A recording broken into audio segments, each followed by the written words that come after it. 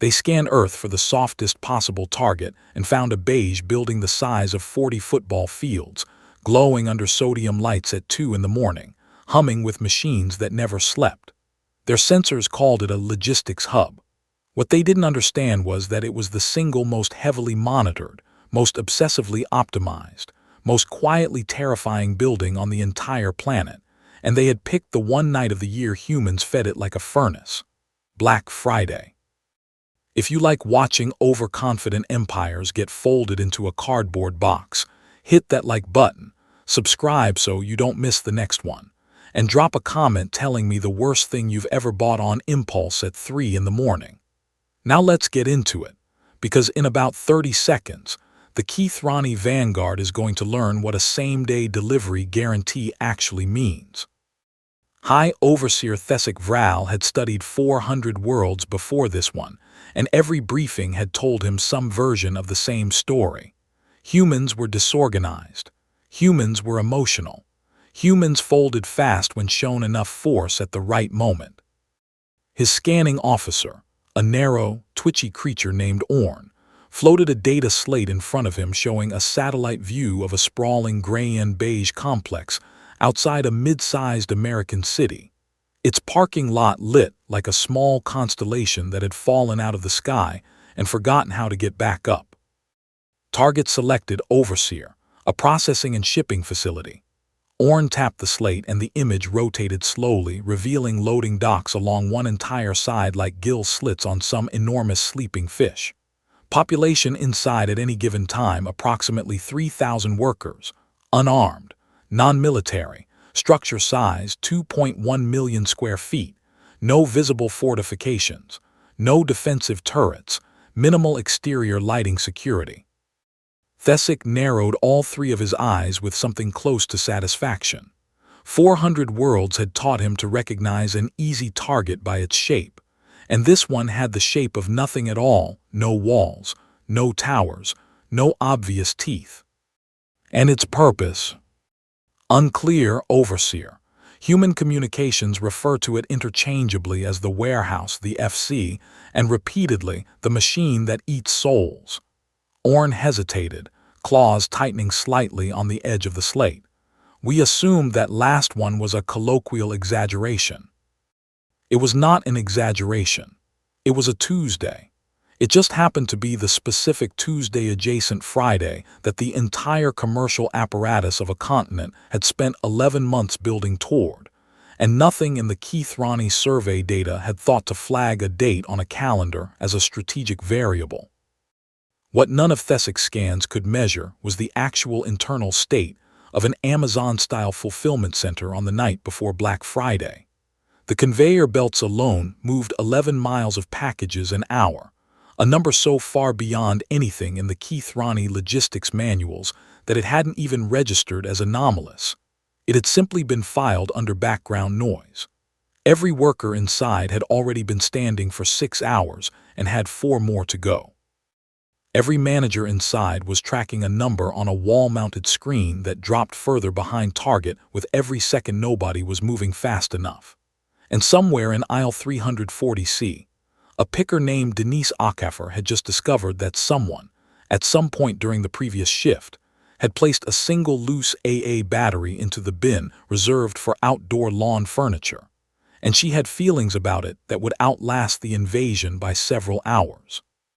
The ship came down just after 2 in the morning, quiet and fast, dropping behind the employee parking lot in a wash of pale blue light that nobody noticed, mostly because half the lot's lighting had been out since September and nobody had ever gotten around to filing the maintenance ticket.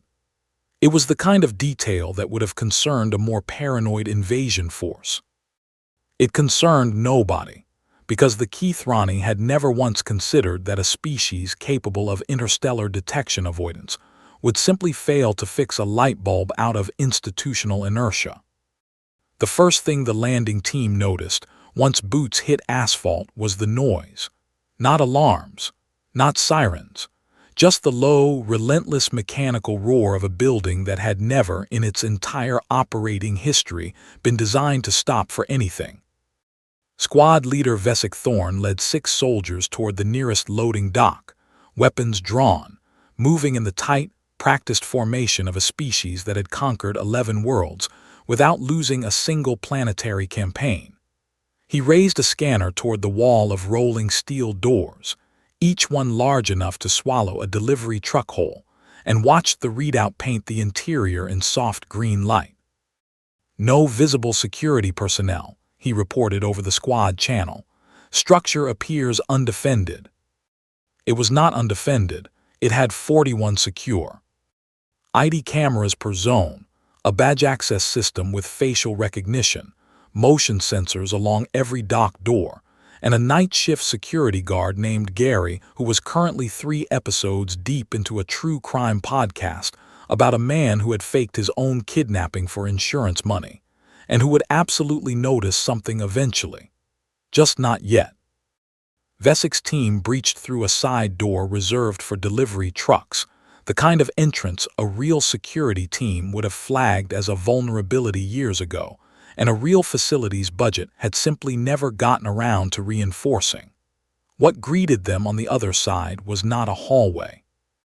It was a canyon of conveyor belts stretching in every direction, packages sliding past at speeds that made no logical sense to a species that measured its own industrial output in centuries. Robotic shelving units gliding across the polished concrete floor in silent formation like a herd of orange refrigerators that had somewhere urgent to be, and no patience for anyone standing in the way.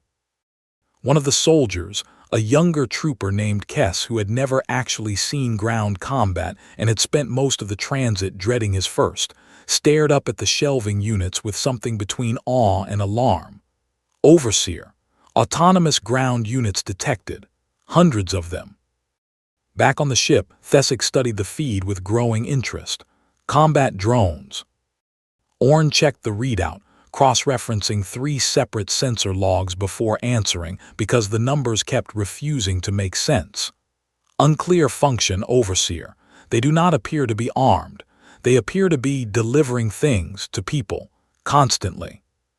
Then ignore them, Thesic said, with the confidence of a man who had said some version of that sentence on 400 other worlds and had never once been wrong about it before. Proceed to the human workers. Establish dominance quickly before organized resistance can form. This was, statistically, the single worst piece of tactical advice given anywhere in the galaxy that night, because there was no such thing as before organized resistance in a fulfillment center on Black Friday. The resistance had already been organized for 6 weeks. It had a spreadsheet. It had a shift schedule color-coded by urgency. It had, in the break room, a laminated sign reading "You are not behind.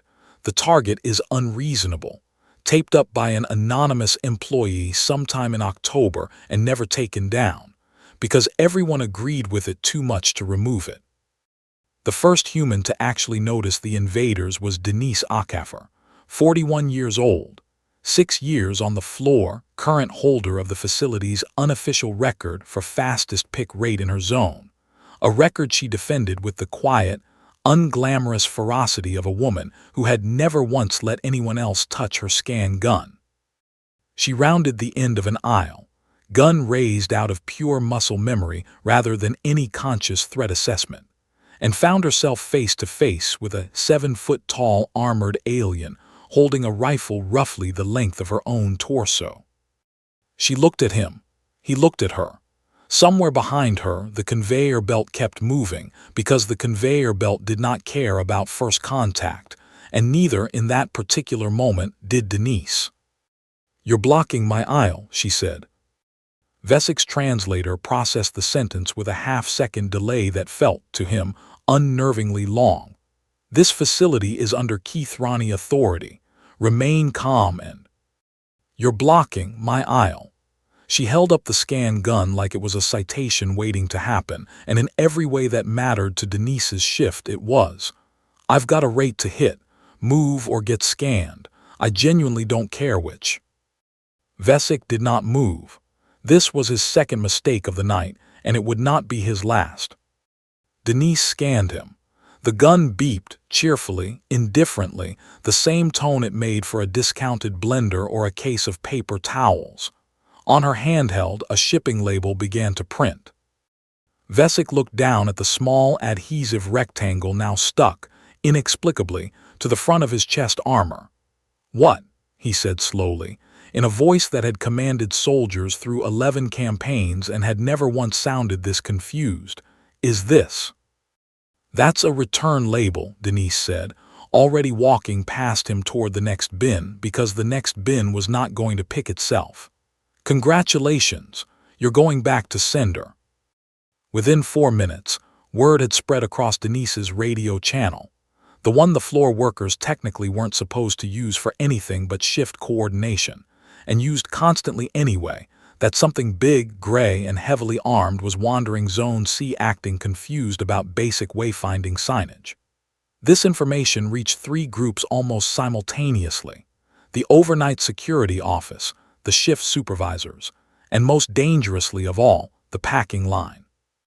The packing line, it should be understood, was staffed that night by roughly 200 people who had been on their feet since 8 the previous evening, fueled by gas station energy drinks and the specific, focused rage of workers being asked to hit a Black Friday quota that had been set, as far as any of them could tell, by someone in a building several states away who had never once packed a box in his life.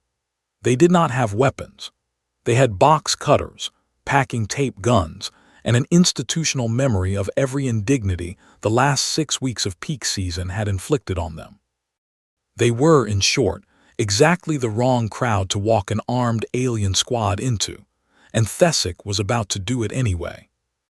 Security guard Gary finally pulled out one earbud when his radio lit up with 6 people talking over each other, paused his podcast right at the part where the narrator was about to reveal the insurance investigator's twist, which he would complain about for weeks afterward, and pulled up the camera feed on his monitor bank. What he saw was Vesic's team moving down the main aisle of Zone C, while roughly 30 employees followed at a curious, unhurried distance, phones out, several of them filming, none of them running, because running implied a threat level that nobody on that floor had yet decided to grant this situation. Gary keyed his radio. Dispatch, this is Gary. I need you to look at camera 41. I don't think these are our contractors." The dispatcher, a woman named Sylvia who had worked overnight security dispatch for 9 years and had personally talked down 2 forklift fires, 1 raccoon infestation, and a man who had tried to return a couch through the employee entrance at 4 in the morning, glanced at the feed and said, in the flattest voice available to human beings, "Gary, is that a costume?" "I don't think it's a costume, Sylvia." "It looks like a costume." "It labeled itself. It got labeled. There's a shipping sticker on it." There was a long pause. "I'm calling the sheriff's department," Sylvia said finally. "Don't engage, just keep an eye on it. And Gary." "Yeah." "Whatever happens, do not let it slow down Zone C's numbers. Corporate's already emailed twice tonight about the 11 o'clock dip." Overseer Thesic, meanwhile, was growing impatient watching the feed from orbit.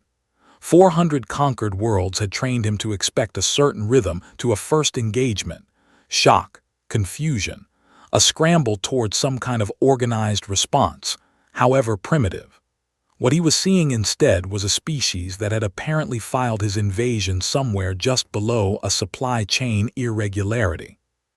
"Status," he said. "Overseer," Orn said carefully, in the tone of an officer who has learned exactly how much bad news to deliver at once. "Squad leader Vesic has been labeled." "Labeled." "He currently has a shipping sticker on his chest reading fragile, this side up. It was applied by a female worker approximately 1.6 meters tall, holding what our systems have identified as a handheld barcode scanner. He has not removed it. Preliminary analysis suggests the adhesive is load-bearing to a degree we did not anticipate from human commercial packaging materials." Thesic pressed 2 fingers to the ridge above his eyes, a gesture his officers had learned over the years to interpret as the calm before something significantly worse. "Deploy the second team," he said. "Secure the central processing hub. Demonstrate force if necessary."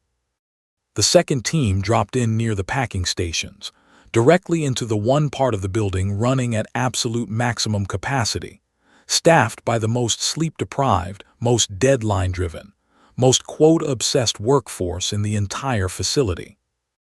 Their squad leader, a broad-shouldered soldier the humans would later just call the Big One, because nobody ever bothered learning his actual name, raised his weapon toward the nearest packing station and announced, in a translated voice that echoed strangely off 2 million square feet of steel shelving, "Cease all activity.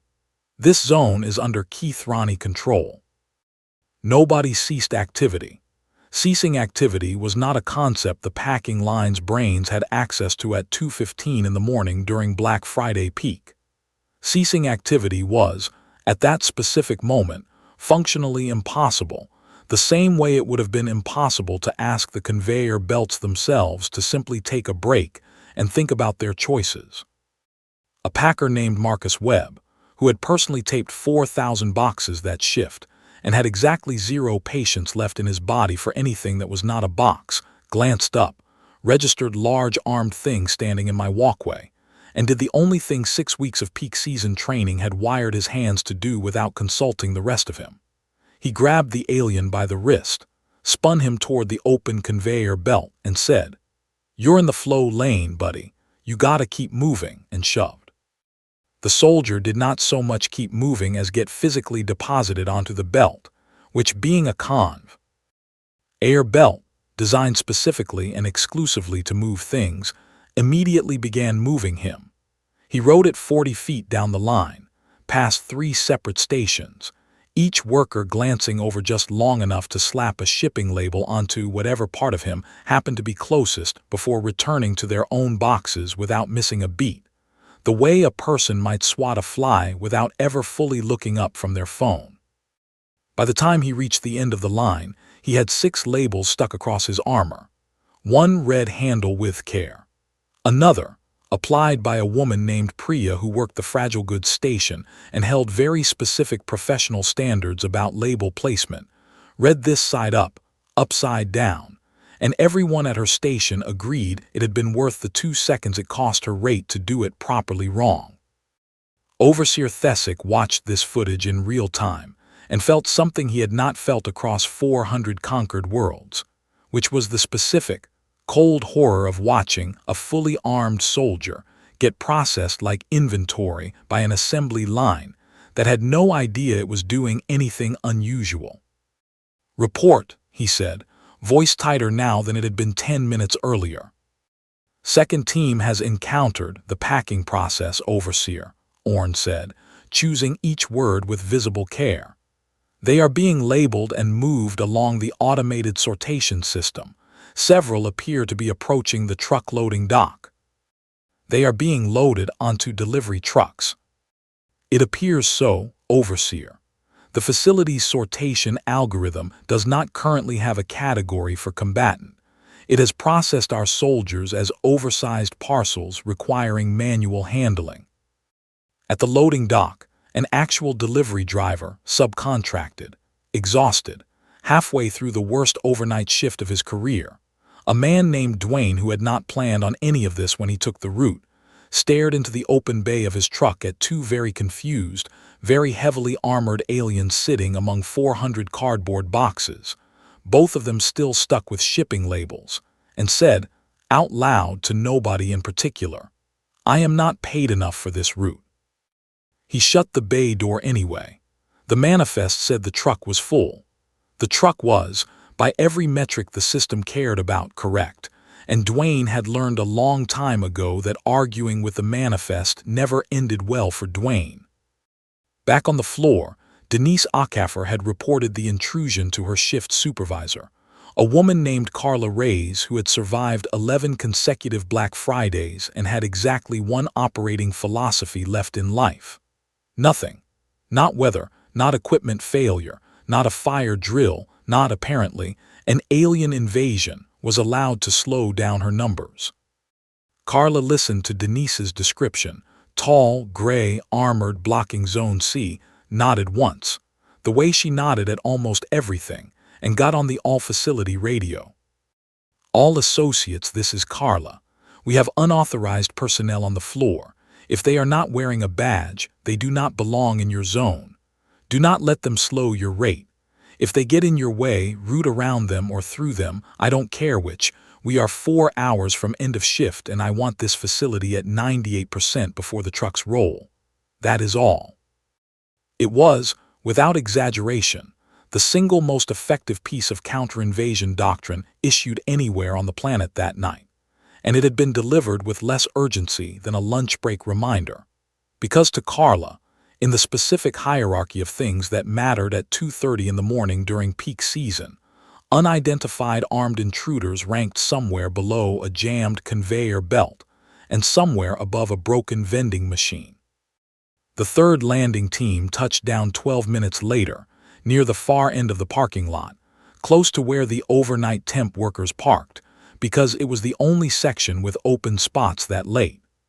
Their objective, according to Thessic's revised strategy, was to secure an alternate entrance and establish a second foothold before the first two teams' difficulties could compound. What they secured instead was the attention of a first-night temp worker named Aisha Bello, 22 years old, hired that same week through a staffing agency, who had spent the entire shift so overwhelmed by the sheer scale of the building that a squad of armored aliens climbing out of a glowing ship barely registered as the strangest thing she had seen all night. That distinction still belonged to the fully grown man she'd watched get gently escorted off the premises for trying to sneak a mattress out through the fire exit 2 hours earlier. Aisha watched the aliens fan out across the parking lot with the calm, slightly numb curiosity of someone who had already decided the entire night was too surreal to process in real time and would simply deal with the emotional consequences later, probably on her drive home. She took out her phone, filmed for about 10 seconds, captioned it, this part of orientation, and posted it to a group chat with 3 other new hires, none of whom responded because they were all still on shift and none of them checked their phones until break. The alien team leader, a lean, sharp-featured officer named Drassa who had personally trained under Vesic and considered himself, privately, more tactically minded than his mentor, decided the smartest approach was reconnaissance rather than direct confrontation. He led his team quietly along the edge of the lot, scanning for a service entrance, and found one, a door propped open with a folded pizza box, because the smokers who used it had learned years ago that the door locked automatically, and nobody wanted to walk the long way back around. Drassa's team slipped inside undetected, which should have felt like a tactical victory. It felt like one for approximately 90 seconds, right up until they walked directly into the returns processing department, staffed that night by exactly one person, a woman named Ruth Calloway who had worked returns processing for 14 years, had seen absolutely everything a customer could send back in a cardboard box, and had developed, as a direct result, a threshold for surprise that no invading force in galactic history had ever successfully tested. Ruth looked up from a bin of returned holiday decorations, took in 6 armored figures standing in her department at 2:40 in the morning, and said, "If you're here about the drone thing, I already told corporate I'm not doing another training video." Drassa's translator struggled with this for a full second before producing something close to a literal rendering. "We are not a training video." "Then what are you returning?" "We are not returning anything. We are securing this facility on behalf of the Keith Ronnie Vanguard." Ruth considered this the way she considered most unusual returns, which was to say with mild professional skepticism and zero visible alarm. "Do you have a receipt?" "A what?" "I can't process anything without a receipt or an order number. It's policy." She held out a hand, palm up, the exact same gesture she used 40 times a night on customers trying to return items purchased somewhere else entirely, worn, damaged, or, on one memorable occasion, clearly used as a Halloween costume and returned the following week with the tag stapled back on. "Sir, do you have a receipt?" Drasa stared at her for 4 full seconds, his translator flashing an internal alert that the conversation had somehow drifted outside every diplomatic and tactical script his training had ever prepared him for, and did the thing that 400 years of Keithrani military doctrine had never once anticipated a soldier doing in the field. He hesitated long enough that Ruth simply turned back to her bin and kept working, treating the pause as a tacit admission that no, in fact, he did not have a receipt. By the time Drasa regrouped his team and radioed back to the ship, the sheriff's department had arrived at the main entrance, expecting, based on Gary's increasingly panicked updates, some kind of costumed prank, a viral stunt, possibly a labor dispute that had escalated in a strange direction. What Deputy Holly's mayor found instead, walking the floor with his radio in one hand and his other hand resting, out of pure habit, near his holster, was a fulfillment center running at full operational tempo, workers calmly stepping around a scattering of large armored figures who were, variously, stuck to conveyor belts, wrapped partway in stretch film by an overzealous palletizing robot that had classified an unmoving Keithrani scout as an unsecured load, or, in the case of one particularly unlucky trooper, shrink-wrapped entirely to a pallet next to 600 discounted air fryers, silently waiting for a forklift that was already 40 minutes behind schedule. Deputy Mayor stopped walking. He looked at the shrink-wrapped soldier. He looked at Carla Reyes, who happened to be walking past with a clipboard, entirely unbothered. "Ma'am," he said, "is that a person in there?" "That's Zone C's problem," Carla said without breaking stride. "Ask Denise." "Denise the associate." "Denise the associate, yes." While Deputy Mayor was still trying to work out which department to call about a man shrink-wrapped to a pallet, 300 miles away in a regional operations center, a mid-level logistics analyst named Priyanka Shah was staring at a dashboard that had just done something her dashboard was never supposed to do. 4 package IDs in Zone C had flickered from "in process" to a status code she had genuinely never seen before in 6 years of overnight monitoring. Unit type unrecognized, manual review flagged. She pulled up the associated weight data first, because weight data was usually the fastest way to catch a ME scan. The 4 units in question weighed, according to the automated floor scale, between 210 and 240 pounds each. She stared at that number for a long moment, assumed it was a decimal error, checked it twice, and then did what 6 years of overnight monitoring had trained her to do with any anomaly that didn't immediately threaten throughput. She noted it, flagged it for a daytime follow-up that would almost certainly never happen, and moved on to the next alert, because the dip corporate cared about was still the 11 o'clock dip, and 4 oddly heavy packages had never once been the kind of thing that made it into a leadership email. Her supervisor, a soft-spoken man named Devin, who had been doing this job even longer than she had, wandered past her station around 3 in the morning holding a cup of coffee that had gone cold an hour earlier and glanced at her screen out of habit. "Anything interesting tonight?" 4 units flagged unrecognized type, real heavy. Camera feed from the docks glitching so I can't get a visual. Devin looked at the numbers, shrugged in the specific way of a man who had personally seen worse anomalies resolve themselves without explanation more times than he could count, and said, "Probably a scale calibration thing. 3rd time this month." He wandered off toward the vending machine, and the flag sat quietly in the system for the rest of the night, unescalated, unremarked upon, eventually folded into a weekly data quality report that nobody at any level of the company would ever read closely enough to notice the word unrecognized, appearing 4 times in a single shift for the first time in the facility's operating history. It was, in its own quiet way, the most Keith Ronnie-proof security failure imaginable.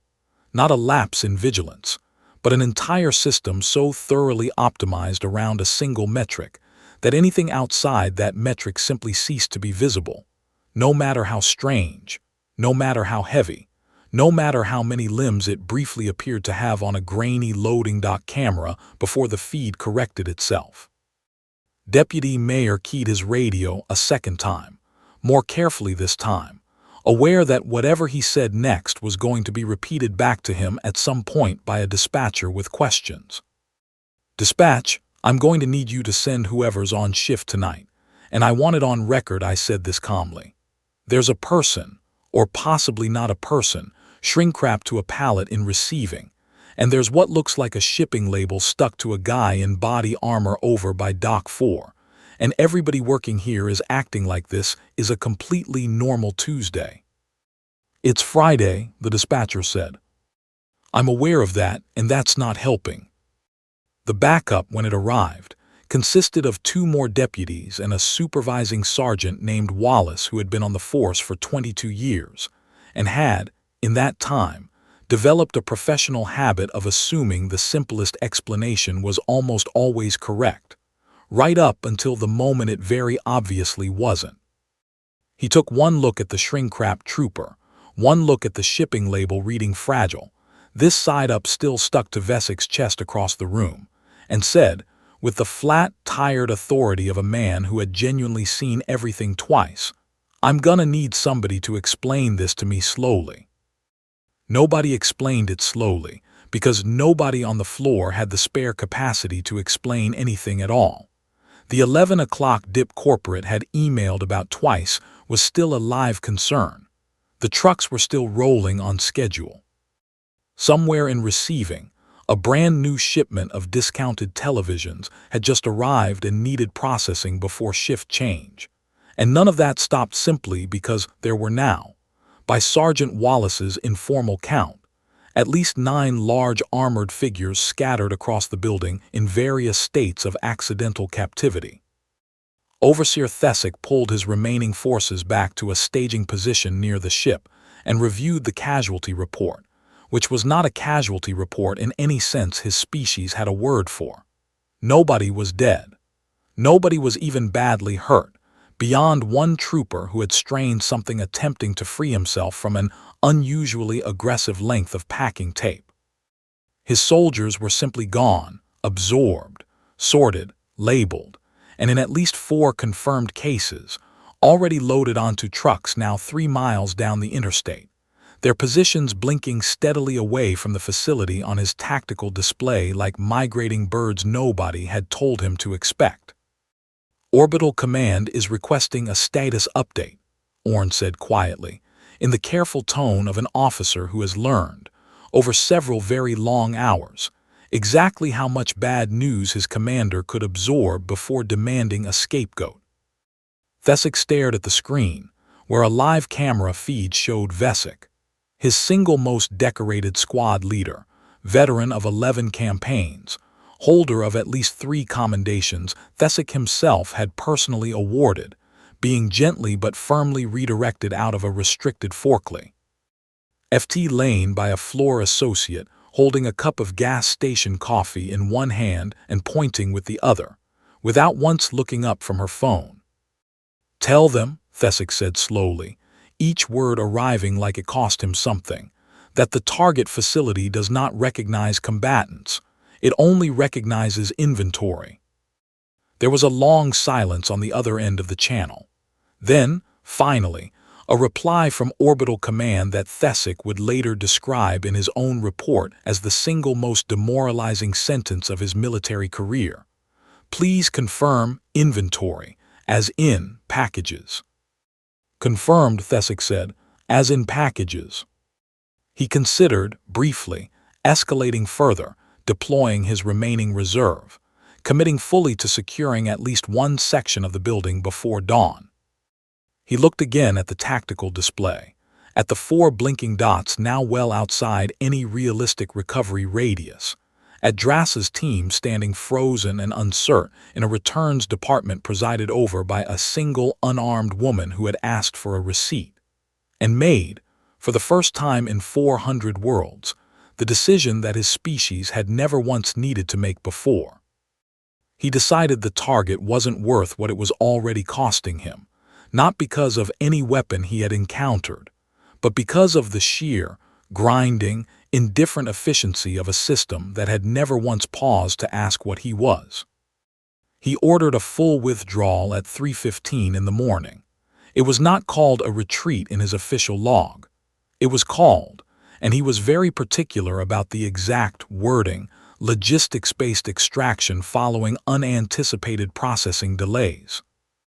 The remaining teams fell back through the same service door they'd entered by, Drass's squad moving quickly past Ruth Calloway's station, where she glanced up just long enough to say, "Have a good night," in the same tone she used on every customer who left without successfully completing a return, which was most of them.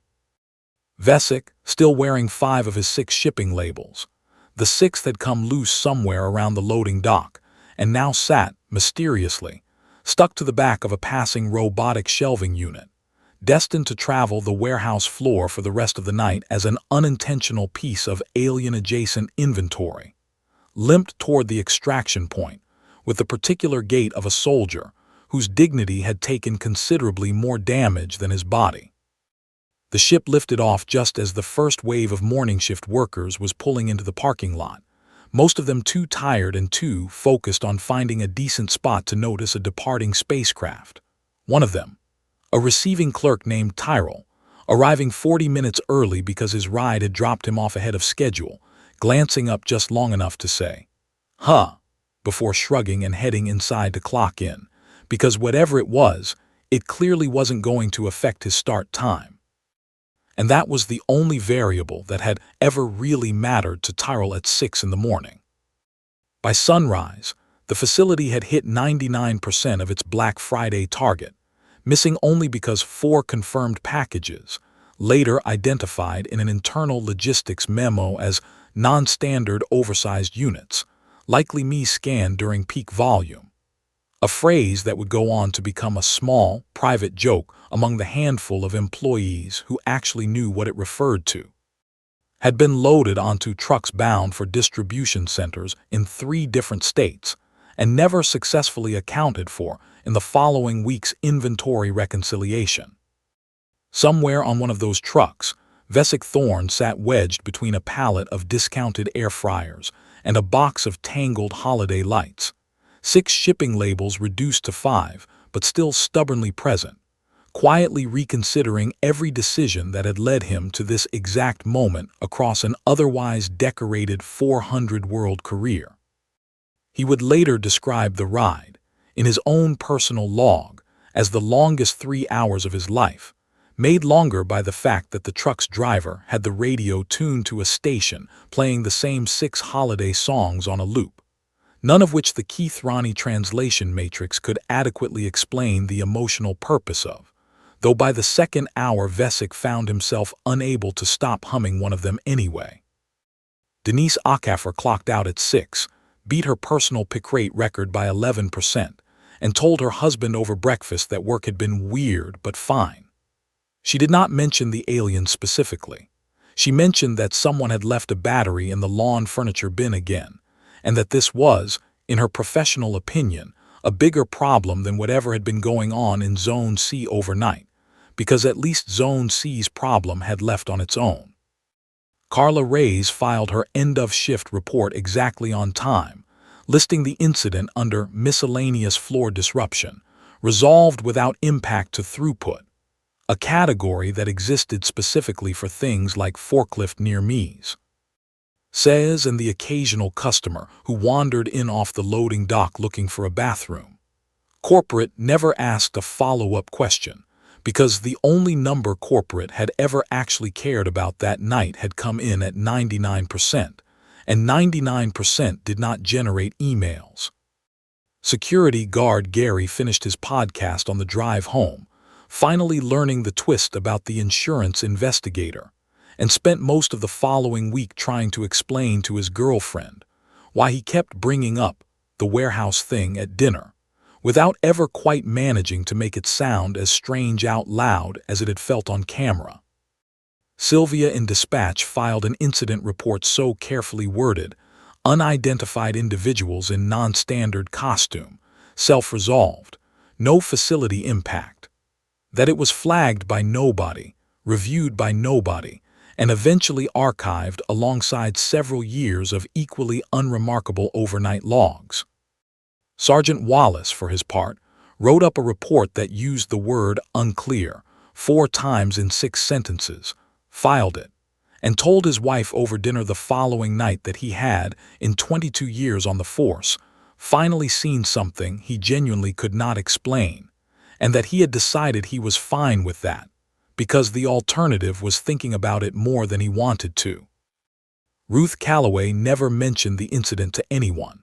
In her mind, 6 armed strangers without a receipt were simply 6 more entries in a very long personal ledger of things she had declined to process without proper documentation, filed somewhere between the returned Halloween costume and the customer who had once tried to return a live goldfish. Priyanka Shah's flagged anomaly resurfaced exactly once, 3 weeks later, during a routine quarterly data audit, when a junior analyst noticed the phrase "unit type unrecognized" appearing 4 times in a single overnight shift and asked, mostly out of curiosity, whether anyone had ever followed up. Devon, by then fully recovered from a month of double shifts he barely remembered, said he was fairly sure it had been a calibration issue, the same answer he gave to nearly everything, and the note was closed out with a single line reading "resolved, scale recalibrated," even though nobody had, in fact, recalibrated anything. The 4 missing packages were eventually written off in the facility's annual shrinkage report under a category so broad, miscellaneous inventory loss, cause undetermined, that it drew no more scrutiny than the 140 other entries filed beside it that quarter. Marcus Webb told the story at Thanksgiving dinner 2 days later, describing in detail how he'd shoved something onto the belt without fully registering what it was, and his family laughed so hard at the idea that he'd manhandled a costumed prankster mid-shift, that he eventually gave up trying to convince anyone the details had been slightly stranger than that. Priya, at the Fragile Goods station, kept the memory mostly to herself, though she did mention to a coworker the following week that she was fairly sure she'd applied a label upside down to something that wasn't, strictly speaking, a package, and that she stood by the decision completely. Aisha Bello, the first-night temp worker, was the only one who ever tried to tell the full story publicly, posting a longer video a few days later describing the ship, the armored figures, the door propped open with a pizza box. It got 400 views, a dozen comments accusing her of using a filter, and one reply from an account with no profile picture that simply read, "Can confirm, source.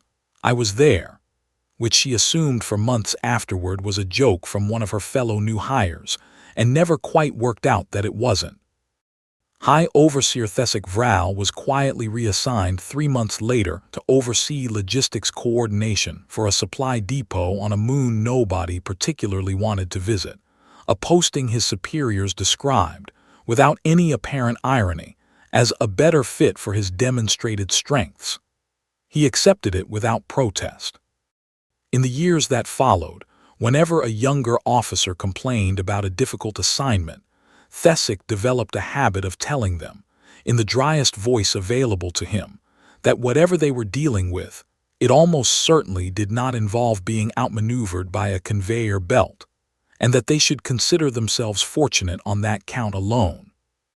Orn kept a personal copy of the full engagement log long after the official file was archived, not out of sentiment, but because he had come, over time, to consider it the single most instructive piece of tactical data in his career, a complete record of an operation defeated not by superior weapons or superior numbers, but by an opponent that had never once needed to know it was being invaded in order to successfully repel the invasion. High Overseer Thesek Vral filed his report to the Keithrani Vanguard High Command later that week. It was S. Hort, and unusually honest for a species not generally known for admitting failure to its superiors. Recommendation, he wrote. Do not engage this facility or any facility of its type during what the humans call peak season. The target population does not perceive an invasion as distinct from an ordinary operational disruption and treats both identically as something to be processed, labeled, and moved along without slowing the line. We were not defeated by weapons. We encountered no organized weapons at all. We were defeated by throughput. I have reviewed the full engagement 3 times, and I can identify no point at which a different tactical decision would have changed the outcome, because the system we encountered does not make tactical decisions. It only makes quota. The High Command read the report twice, marked the coordinates for permanent avoidance, and added, beneath Thesek's recommendation, a single line that would be repeated in Keithrani training academies for the next 100 years, quoted so often by instructors that new recruits learned it before they learned the standard rules of engagement. Never invade a species during its own busiest shopping day. They will not fight you. They will simply fulfill you. Thesek Thorn was quietly reassigned to a training post the following season, a transfer he did not contest, and spent the rest of his career teaching new recruits about the specific dangers of automated sortation systems, a lecture his students initially assumed was a joke until they saw the archived footage. He kept one of the 6 shipping labels, the one that had read "Handle with care," pinned above his desk for the remainder of his service, less as a trophy than as a reminder that the galaxy contained forms of resistance no scanner had ever been built to detect. Denise Akaffer was named Associate of the Month for December, an honor she accepted with the same mild, unbothered efficiency she brought to everything else on the floor, and which she would later admit privately to Carla, had mostly been earned on the strength of one very good night in Zone C that nobody in corporate had ever fully understood the details of, and that she had absolutely no intention of explaining. If you made it this far, drop a comment telling me what you'd have done if an alien blocked your aisle on Black Friday. Smash that like button, subscribe if you want more of these, and share this with the one coworker who would absolutely try to scan an alien just to make quota. See you in the next one.